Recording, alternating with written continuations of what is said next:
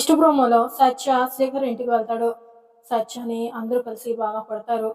ఇక శ్రీకర్ 2 నిమిషాలు టైం ఇస్తున్నాం, ఏం చెప్పాలనుకుంటున్నావో చెప్పి తొందరగా బయటకు నడువు అని అంటూ ఉంటాడు. కోర్టు కేసు విషయం గురించి కాసేపు పక్కన పెట్టండి, ఇప్పుడు నేను మాట్లాడబోయేది శ్రీకర్ అవని జీవితాలకు సంబంధించింది అని సత్య చెప్తూ ఉండగా అంతలో అవని అక్కడికి వస్తుంది.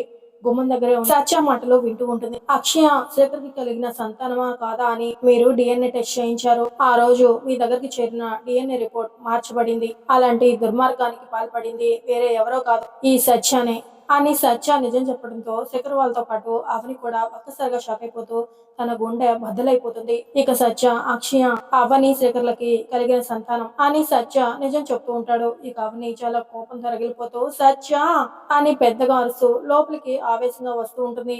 ఇక సత్య అవని రావటం చూసి షాక్ అవుతూ ఉంటాడు. మరి శ్రీకర్ అవనిని ఆదరిస్తాడా? వేదవతి ఇప్పుడైనా నమ్ముతుందా లేక ఇది కూడా అబద్ధమని నిందిస్తుందా అనేది నెక్స్ట్ ఎపిసోడ్ లో తెలుసుకుందాం ఫ్రెండ్స్.